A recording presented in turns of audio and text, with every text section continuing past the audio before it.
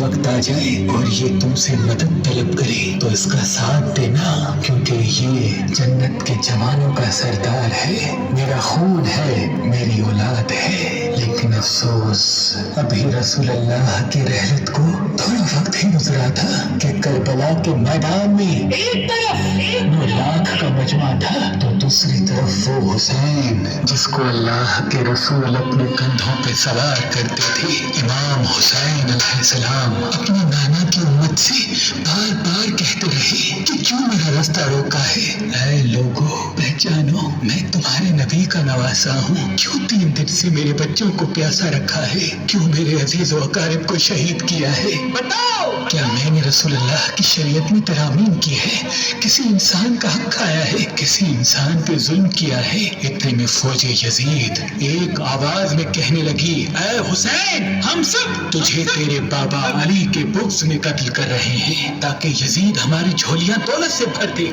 इमाम हुसैन ने फरमाया, ऐ लोगों, आज जिस इस्लाम का अलम तुम्हारे हाथों में बुलंद है, ये अलम मेरे बाबा अली ने बुलंद किया। मत भूलना, खैबर और खंदक में अगर अली ना होते तो इस्लाम की फतह नामुमकिन थी। वो अली जिसने पूरी जिंदगी इस्लाम की तबलीग की, हक को बुलंद किया, रसूल अल्लाह की हिफाजत की, आज उस अली को ये अजर दे रहे हो। ऐ लोगों, बताओ, अल्लाह के रसूल ने बार बार मेरे बाबा अली का हाथ बुलंद करके फरमाया था कि जहाँ हक होगा वहाँ अली होगा, जहाँ अली होगा वहाँ हक होगा। और आज उस अली और औलाद रसूल को ये अजर दे रहे हो। इतने में यजीद की फौज के सिपह सालारों ने देखा कि कहीं फौज में बगावत ना हो जाए। भाई शिम्र, क्या देख रहे हो? हमला करो। बस लाखों की फौज ने जब रसूल अल्लाह के नवासे पे हमला किया, इमाम हुसैन अलैहिस्सलाम ने अल्लाह का नाम लिया और जुल्फ़िकार को नियाब से निकाला।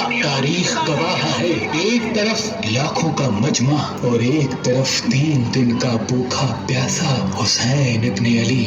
ज़मीन पे इस तरह की जंग पहले कभी नहीं देखी थी कि एक तन्हा इंसान लाखों के मजमे को इस तरह से फिन्नार कर रहा है कि फौजी अश्किया वापस पलट के भागने लगी। इमाम हुसैन फौजी यजीद से मुखातिब होके फरमाते हैं, आओ, 3 दिन के भूखे की जंग देखो, 3 दिन के प्यासे की जंग देखो, रसूल के इस नवासे की जंग देखो, उसकी जंग देखो जिसका जवान भाई मारा गया, जिसके जवान बेटे को नजरों के सामने कत्ल किया गया, जिसने अपने ही हाथों से अपने बच्चे की कब्र बनाई। इमाम हुसैन शेर की तरह मुझे यजीद से लड़ रहे हैं। इतने में आवाज़ें गायब आती है, हुसैन, तेरा अल्लाह तुझसे राजी हुआ। बस इस सदा का सुना था। इमाम हुसैन अलैहिस्सलाम ने अपनी जुल्फ़िकार को थाम लिया। इतनी उम्र में साथ कहता है, शिमिर, क्या देख रहे हो? ये अली का शेर है, इसको मात देना नामुमकिन है। जाओ, खेमों को आग लगा दो। बस कुछ सालिमों ने बीबियों की खेमों को आग लगा दी। और अब बढ़ते हैं, कभी फौज की तरफ जाते हैं। उमर बिन साद और शिमर ने फौज को 4 हिस्सों में तकसीम कर दिया और ये कहा कि कोई भी हुसैन के करीब न जाए, जिसके पास जो है वो दूर से हुसैन को मारे। जिसके पास नेज़ा था उसने नेज़ा मारा, जिसके पास तीर थे वो तीर मारता रहा, जिसके पास बर्छियां थी वो बर्छियां मारने लगा। तारीख ने लिखा, जिसके पास मारने के लिए कुछ न था वो करबला की गर्म जमीन से मिट्टी उठा के इमाम हुसैन की तरफ फेंकता रहा। इमाम हुसैन के जिस्म मुबारक पे हजारों जख्म लगते रहे। आपके जिस्म मुबारक पर इतने तीर थे कि आपका जिस्म मुबारक नजर तक नहीं आ रहा था। बस जैसे ही नवासाए रसूल घोड़े की सीन से जमीन पे आते हैं, फौजे यजीद झूमना शुरू कर देती है। लेकिन इतने में वो घोड़ा जिस पे आप सवारी किया करते थे वो इमाम हुसैन के चारों तरफ घूमना शुरू कर देता है ताकि इन तीरों से मैं अपने आका हुसैन को बचा लूं। वो घोड़ा दौड़ ही रहा था। इतने में उमर बिन साद ने कहा, ऐ लोगों, रुको, मैंने अपनी आंखों से देखा था इस घोड़े पे अल्लाह के रसूल सवारी करते थे, कहीं तीर इस घोड़े को न लगे और यूं तीरों को चलाना बंद किया गया। अफसोस है उन लोगों को उस घोड़े का तो एहतराम मालूम था जिस पे रसूल अल्लाह सवारी किया करते थे, लेकिन उस हुसैन का एहतराम भूल चुके जिनको अपने कंधों पे सवार करके उम्मत को दिखाया करते थे। बस इमाम हुसैन अलैहिस्सलाम जमीन करबला पे अपना सर रख के अल्लाह का شکر کر رہے ہیں، اور وہاں فوجی یزید کے مختلف سپاہی امام حسین کا سر کاٹنے کے لیے قریب آتے ہیں۔ جو بھی قریب آ کے امام حسین کے سر کو دیکھے تو اسے امام حسین کے چہرے میں رسول اللہ کا چہرہ نظر آئے اور وہ چیخ کے دور چلا جائے۔ اتنے میں شمر کہنے لگا یہ کام مجھ سے ہی ہونا ہے۔ جیسے ہی شمر نے خنجر امام حسین کے گلے پہ رکھا تو دیکھے امام حسین کے لب ہل رہے ہیں۔ اس نے سوچا ہم نے حسین کا پورا خاندان قتل کر دیا، 3 دن تک حسین کے بچوں کو پیاسا رکھا، شاید حسین ہمیں بد دعا دے رہے ہوں گے۔ سننے کے لیے کان قریب کرے تو کیا سنے، امام حسین علیہ السلام اللہ کی دربار میں اللہ کی نعمتوں کا شکر کر رہے ہیں کہ اے اللہ تیرا شکر ہے کہ اس عظیم امتحان کی۔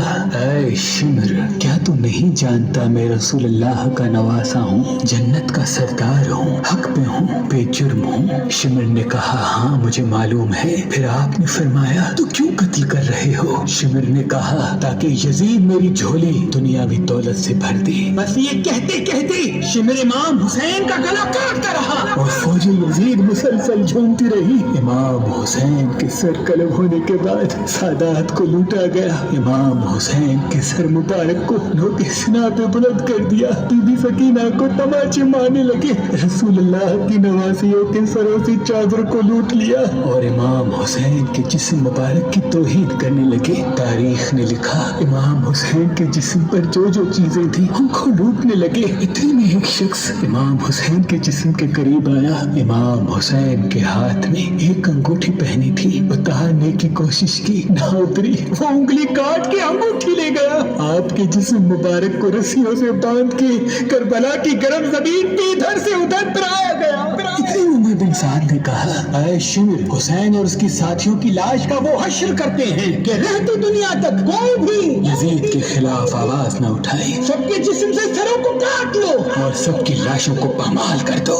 زمین کربلا گواہ ہے، کہیں سے کوئی قبیلہ اٹھ کے آتا ہے اور کہتا ہے کہ ہم حر کی لاش کو پامال ہونے نہیں دیں گے۔ کہیں بی بی ام لیلا کا قبیلہ آ کے کہتا ہے کہ ہم علی اکبر کا لاشا پامال ہونے نہیں دیں گے۔ کہیں بی بی رباب کے قبائل کے لوگ کہتے ہیں ہم علی حسین پر جن کے جسم مبارک کے ٹکڑوں کو زمین کربلا پہ بکھیرا گیا سلام ہو، سلام ہو، سلام ہو، بکھیرا گیا تو زمین کربلا پہ بکھیرا گیا۔ چلو